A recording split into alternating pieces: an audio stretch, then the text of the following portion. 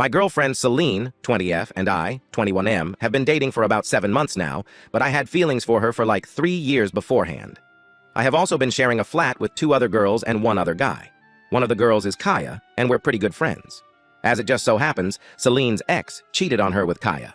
Kaya hadn't known they were together at the time.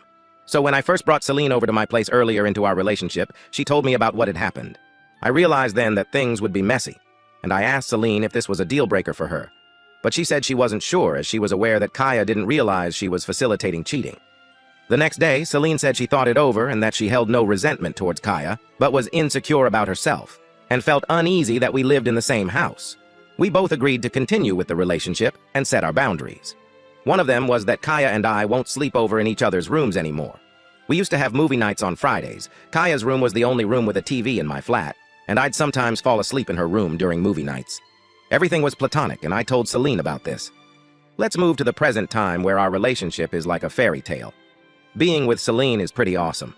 But my exams are coming up soon, and because I'm horribly underprepared, I needed to lock in. So I told Celine I would have to be a bit selfish, and wouldn't be able to spend time with her or have much communication till they're done. For the past 3 weeks, my life has been wake up, spend the entire day-night at the library, then come home to sleep for like 5 to 6 hours, then go study again.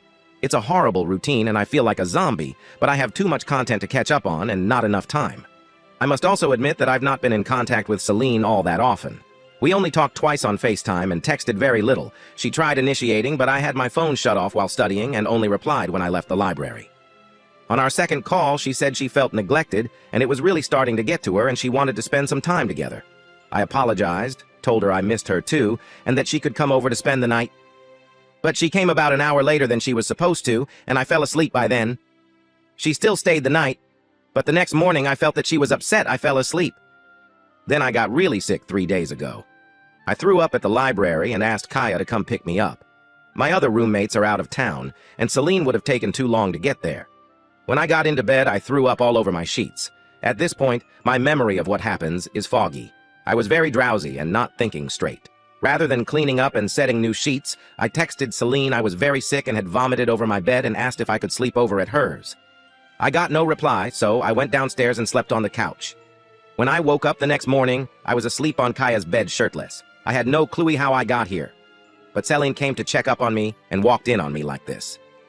This was when I woke up, and Celine was very upset. She yelled, "How could you?" And before I had chance to say anything, she left. Kaya told me that when she saw me asleep on the couch, she offered to let me sleep on her bed instead. I have no recollection of this. I probably took my shirt off because I felt hot at some point during the night. She also said she slept on the couch and we didn't share the bed.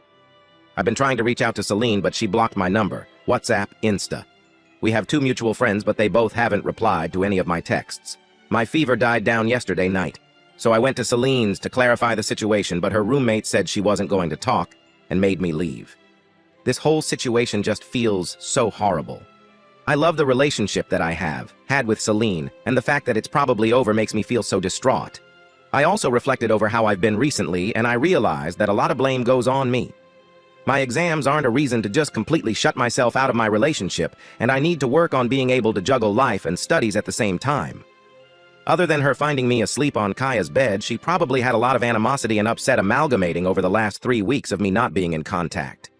It's painful knowing I made a very unnecessary decision, and had I put in more effort, it wouldn't have cost me a great person out of my life. Update. I'll start by saying now that this post will be very long, but will add little to nothing new. The most expected outcome is what happened. The reason I'm posting this is because I saw Celine for the final time a couple days ago, and I also want to clear the air on some matters.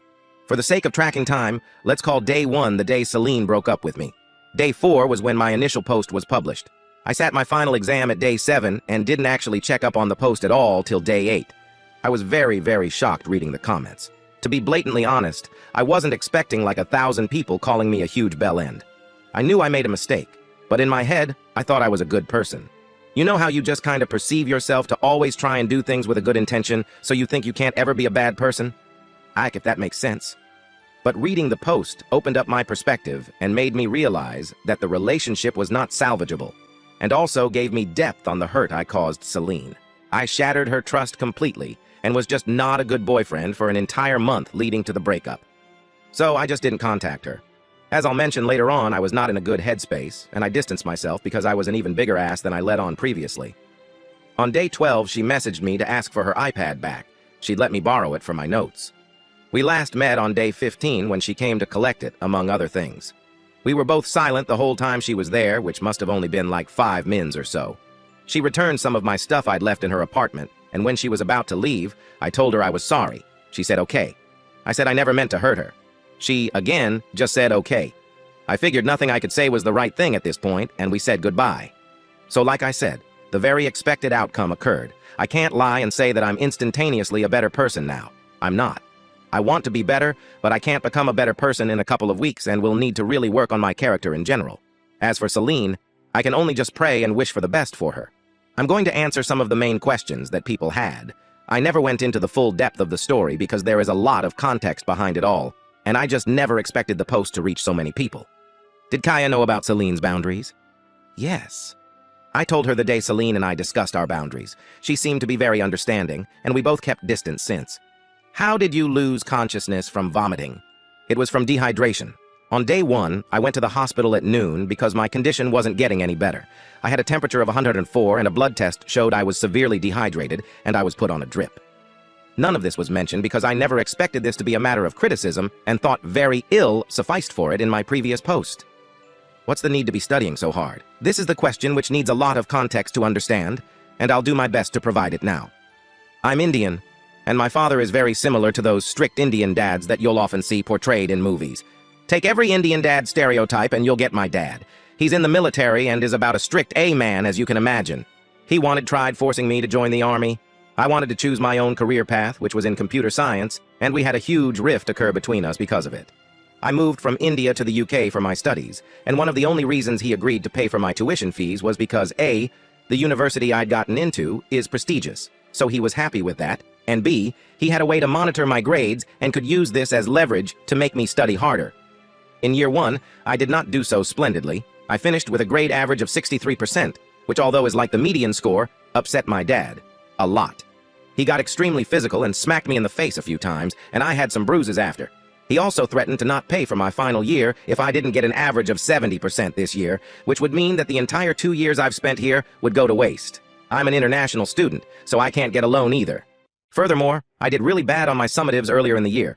I got a 41 on an exam worth 13% of my entire grade, and a 52 and 59 on 2 others worth 6% each.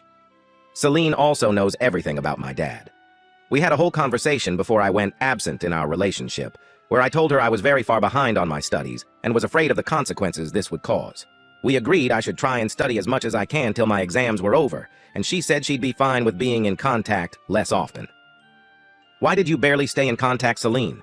Very simply put, I was a bad boyfriend. This is going to sound awful, but I think a part of me just didn't want to have to deal with being in a relationship. I was overwhelmed, and it felt like a burden having to talk to someone. I completely acknowledge how horrible that is of me to even think. When I had those thoughts, I just downplayed them and let myself believe it was just me being cranky. Anyway, there's just never an excuse to go weeks without talking to your GF, and I was an asshole for doing that. However, I never, under any circumstances, had any intentions of cheating on her. I didn't want to deal with anyone, period, and so I didn't want to be around Kaya either. I mention this because a lot of people speculated that Kaya and I had something going on, which isn't the case. I just wanted to be alone till my exams were over. Why did Kaya invite you to her bed? I asked her, and she said the following. I was on my way out to an overnight study session, which meant no one would be home, so I thought you might as well sleep on my bed then. I didn't think it would be such a big deal considering how bad of a condition you were in. I thought Celine would understand. I didn't get in the bed when I got home. I slept on the couch. I could not sleep in my roommate's bed because they were out of town and locked their rooms. Kaya throws parties every once in a while, so they lock their rooms in case. I think that's as much as I can say about this now. There's not a great deal more to add, rather than an apology to those who read all of this and still aren't content with my answers. As for what happens next, I don't think I'll be sprinting into a new relationship anytime soon. I'm long overdue some self-reflection, and along with trying to enjoy my summer holidays, I hope I can figure myself out and try and do better from now on.